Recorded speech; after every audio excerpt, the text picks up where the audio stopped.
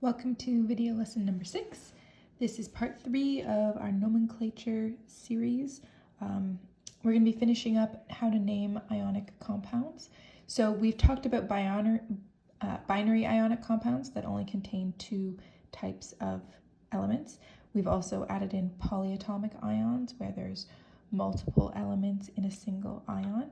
And the last type that we're going to be looking at is when we have multivalent metals involved in our compound. So multi, is more than one. So multivalent metals are metals that have more than one possible charge.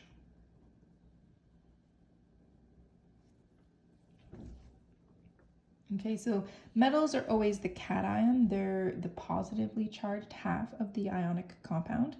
But some metals, not all, but some, have the ability to have more than one possible charge. So for example, here you'll see iron can be either 2+ or 3+ in its stable ion charge. So it has 2 different options.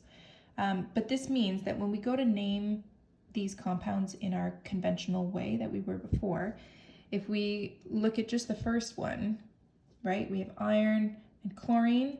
So following our regular rules, that would just be iron chloride. So that's great. But if we then look at Fe3+, we get a different compound, but the same name, iron chloride. So you wouldn't want to be in a situation where you ask, oh, so-and-so, pass me the iron chloride, and then, they pass you the wrong one or something like that. So these are 2 different compounds, but without some additional naming rules, they have the same name, so we have to fix that. There are many multivalent metals, but we're going to focus on 3 to kind of get you started and get your feet wet in the idea of multivalent metals.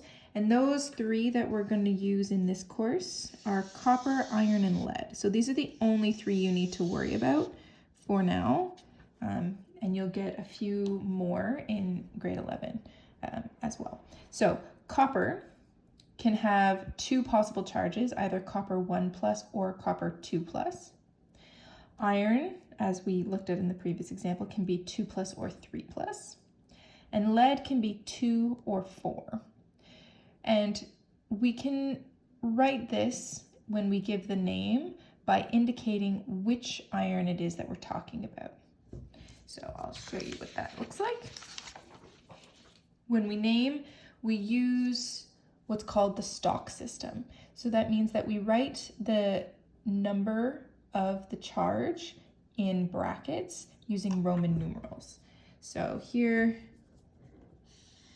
we give the charge of the metal as written as Roman numerals in brackets after the name of the metal when we name it. So here, looking at example number 1, CuCl2, we can use the reverse crisscross method to figure out which charge this is. So remember, copper can be copper plus or copper 2+. Those are our 2 options. But we know when we would normally find this compound, we would crisscross the numbers down. So to figure out what the charge was originally on that copper, we crisscross backwards. That gives us Cu2+ and Cl-. We always want to double check that the charge on the anion is the correct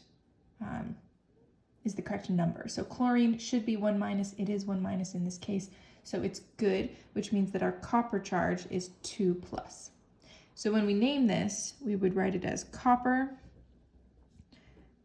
brackets, Roman numeral number 2, chloride.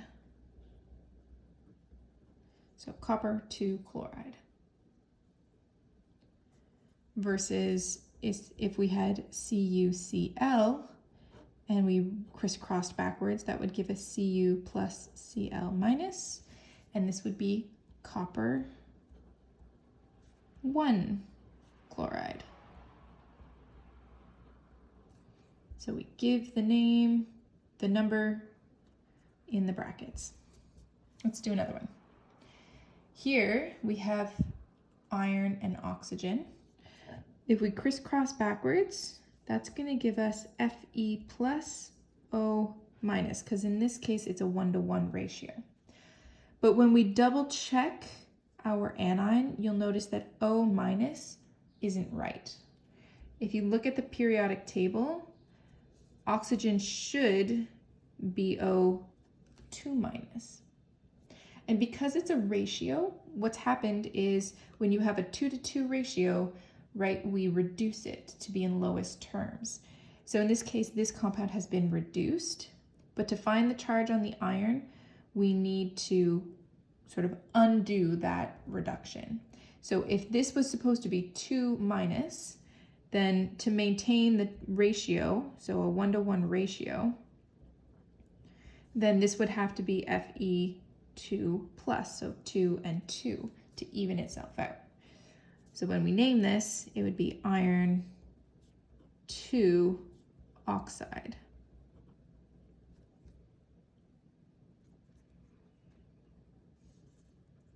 So here is our general rule. Like we have for the other ones, we give the name of the metal, as we always have.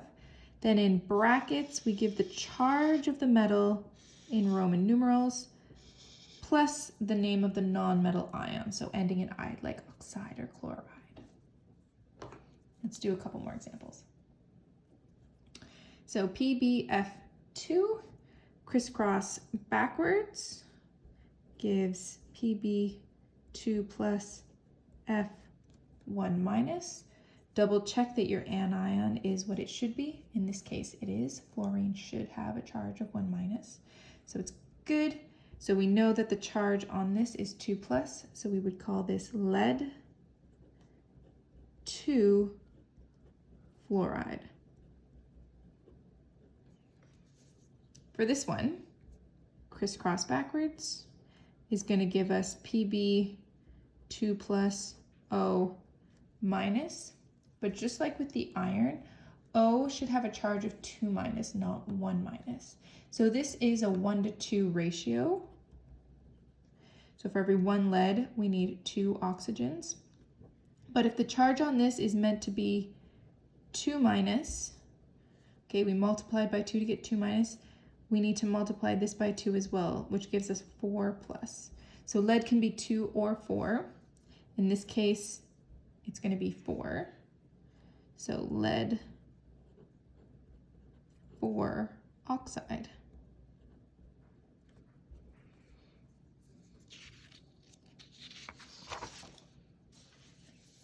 When it comes to writing the formula, it's very easy. It's just like the way we've done it before, only you're given the charge in brackets, which is almost easier than the other type where you have to actually look on the periodic table to see what the charge is meant to be. So here you're just told what the charge of the multivalent metal is.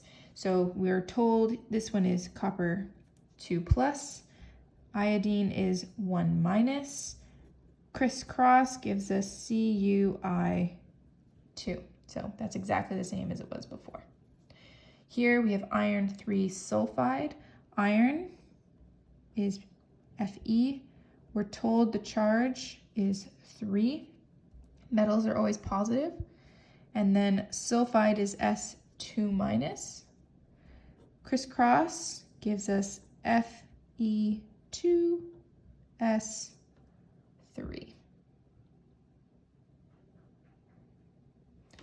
So you'll see there are some practice questions to the end of page 16 there. The answers to these practice questions are posted, so try them on your own first and then double check your answers with the answer key and see how you're doing and if there's any thing you need to fix.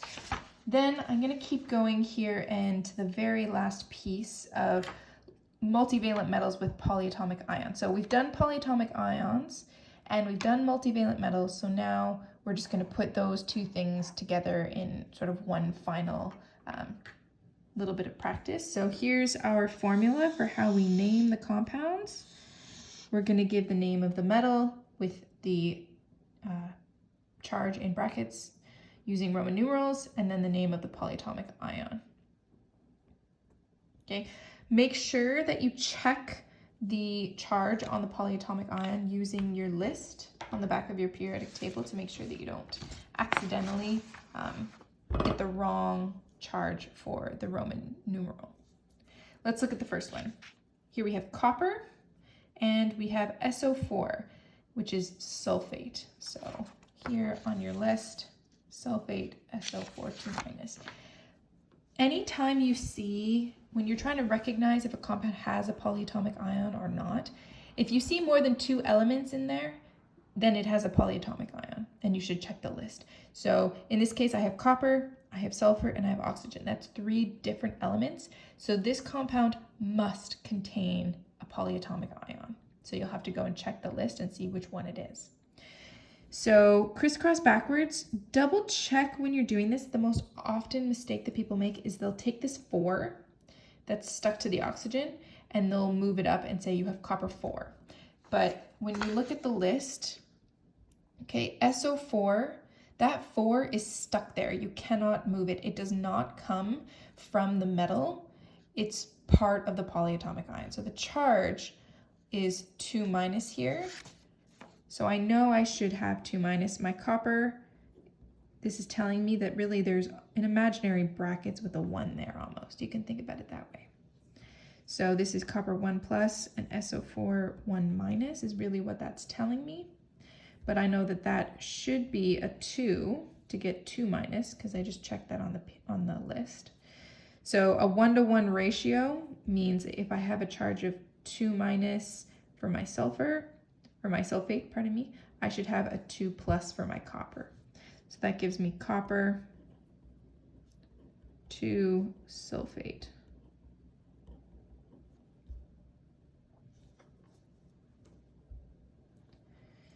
Again, if we have this one, we have iron, ClO3, check the list, that's chlorate, ClO3. It should have a charge of 1-. So if we crisscross backwards, we will get Fe3+ and ClO3 1-. Okay, that's right. That's what we're expecting, that 1-. So this must also be correct, which means that we have iron 3 chlorate. Okay, so again, a few practice questions involving both multivalent metals and polyatomic ions. The answers are posted so you can check your work, and you'll see a quiz posted for you to complete separately.